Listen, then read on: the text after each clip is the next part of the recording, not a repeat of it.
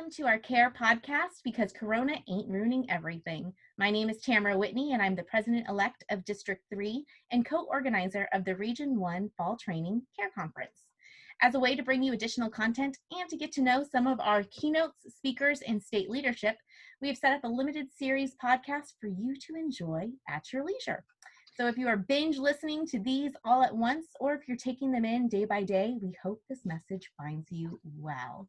Today, we are joined by the city of Henderson, Nevada, Angela Summers. Angela is also the past president of the Nevada Recreation and Park Society, who grew up in Vallejo, California, making her a Region 1 alumna. Well, I have been here in the city of Henderson for 15 years. But as you said, I'm a native of Northern California. So I started my Parks and Rec career with the Greater Vallejo Recreation District. And then I am an alumni of California State University, Sacramento. I think that's what you guys go. We formerly called it Sac State. I know it's gone through some name changes over the years. I actually was working for the Morale, Welfare, and Recreation Department for the U.S. Navy. I did that while I was going to graduate school, and so was able to kind of reroute to Nevada. And I've been in Nevada for 15 years, as I said, worked for the city of Boulder City for 2 years, and I've been with the city of Henderson now for 12, and just recently became the assistant director. So I got that position in July, so it's still a little bit new. Congratulations. Absolutely. Is there something that keeps you interested in the field every day? The people. Absolutely. I think, recreation professionals are innovative and resourceful and intelligent and thoughtful. And I think that, it is a career. I often talk to people because we have so many young folks that come into Parks and Recreation and they're not sure that this is going to be their forever career.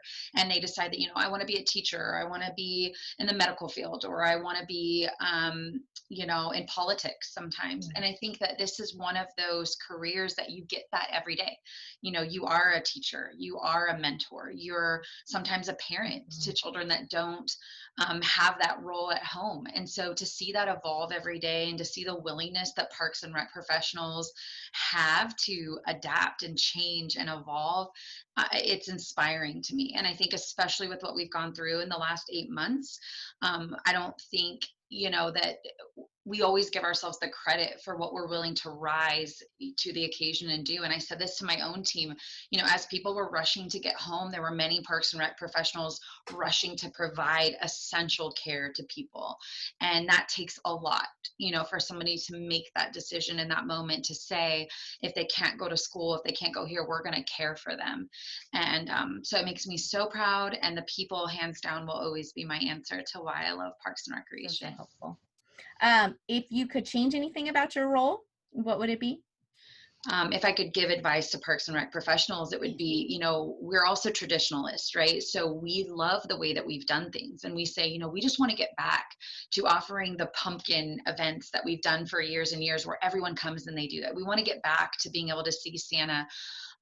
What I would encourage people is not to look at the portal back in time, but to look for how to get future, right? Because waiting for the normal, waiting for it to return, we're not going to see that. And so I think that's where you're going to see the difference between agencies who are going to succeed and agencies who aren't, is the ones kind of saying like, let's just, hold out and hope that it goes back to the way that it was in February.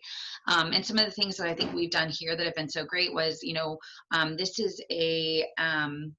this is a huge entertainment capital. I mean, Las Vegas welcomes visitors and we have tons of shows. And so we knew we weren't going to be able to do concerts, but what we decided was, hey, we can offer virtual concerts. We can encourage our residents to sit at home with their families and turn on their TV and hear a live band that's performing socially distanced at one of our facilities.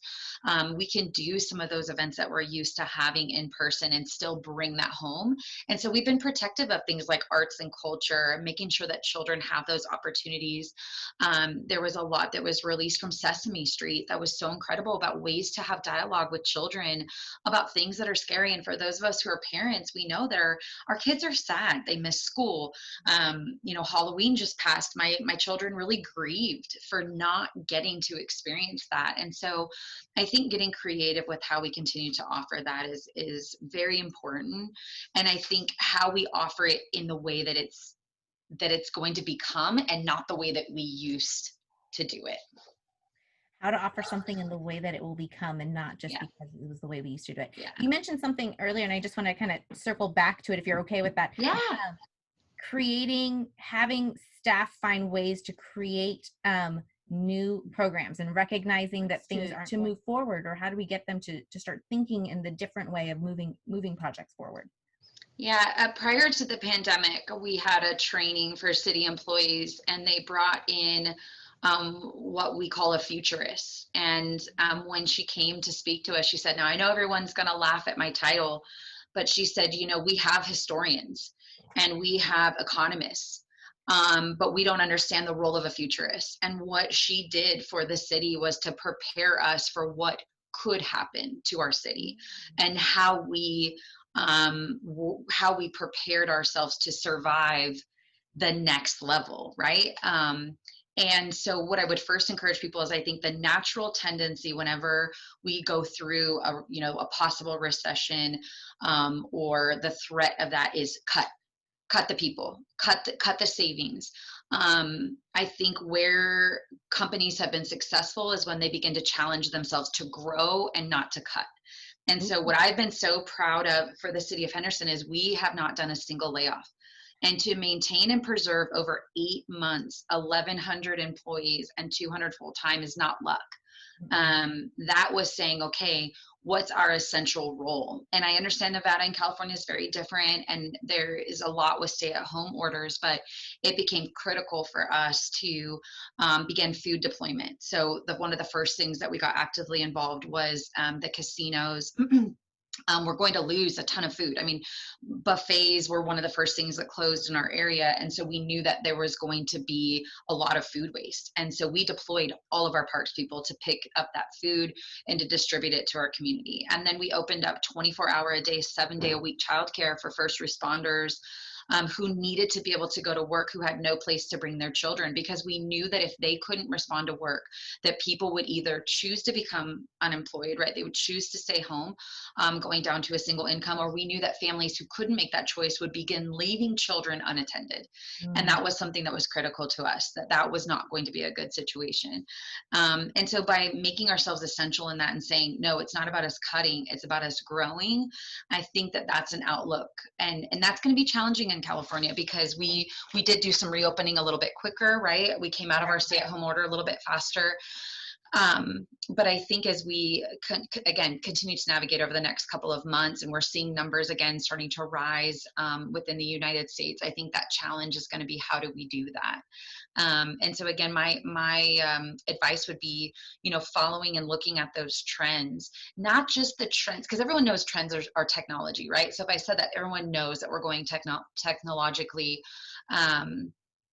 mature, but it's more than that, right? It's also about, what are we doing in our parks to create sanctuaries for people to come where they need to get away from technology. So remember that there's fatigue happening right now. We are physically fatigued by what we've been doing. We are emotionally fatigued by what we're watching and witnessing. We are psychologically fatigued. And so for us, like, we don't have Wi-Fi in our parks. We want our parks to be a sanctuary. You have Wi-Fi all day. Get outdoors, reconnect with your family. And so I think that it's also going to be a component of sustainability. We're looking at our parks right now in elements of design, like, edible trees and edible plants, and teaching people about gardening. And so I think that there's a lot of different things that we can do. And I think it's not just grasping. People always say that you're a trendsetter. Well, trendsetters don't follow trends, they make the trends, right? So I would encourage people to look a little bit past what the big buzz is right now as to what's coming after that. So I could talk forever about it.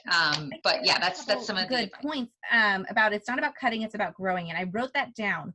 And even though we're in two very different states, and I have to say that, and I just want to remind our folks at home that Angela is in Nevada, Henderson, that their entire country is working through these restrictions. And so to be able to look outside of our space to find out what are other areas doing, what are other cities doing, to help our own programs is so.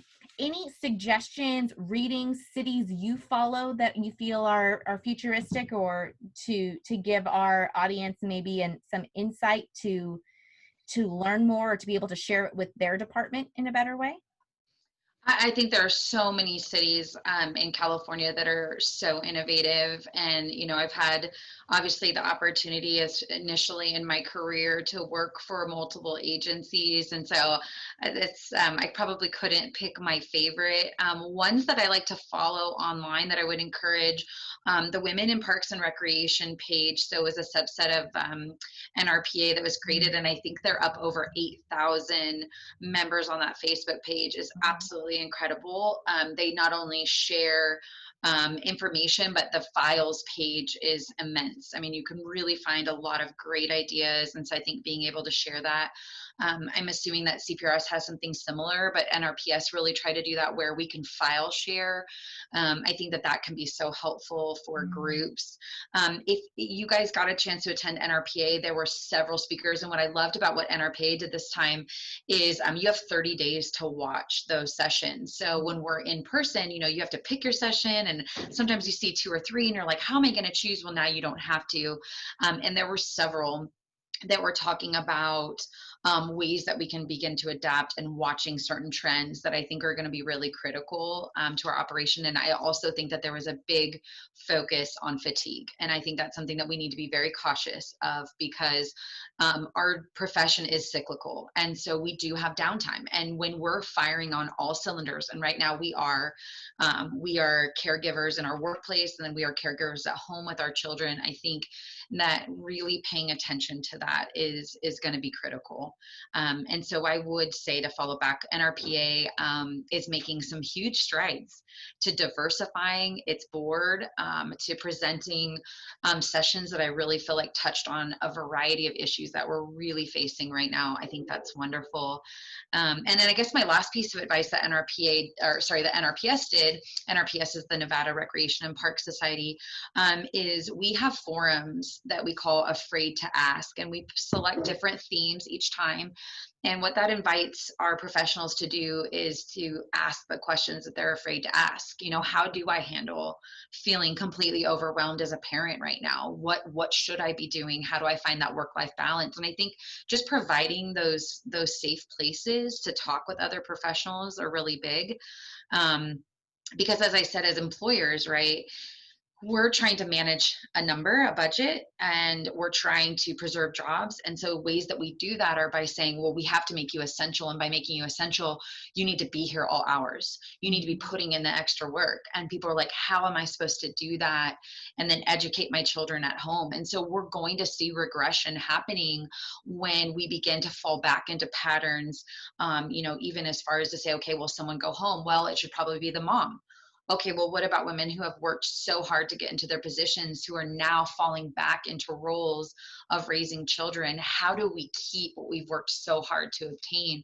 And so I think understanding that and watching that is going to be really critical. And I think NRPA is doing a great job of giving us, education about that. Thank you so much for joining us today. Is there anything else you want to share with the membership of California Park and Recreation Society? Hey, I know that we're being faced with so many challenges right now, but Parks and Rec folks, we can survive this. So hang in there. You guys got it. And I'm looking forward to seeing you next month. Oh, right on. And since you're out of state, can you share where our members could connect with you? Yeah, I'm kind of old school. If you guys want to reach out to me, you can email me at angela.summers@cityofhenderson.com. Fantastic. It has been so great to chat with you today. Thank you so much for your time. And to you attending the CARE conference, we hope you're having a great day, because remember, Corona ain't ruining everything. Have a good day, everybody.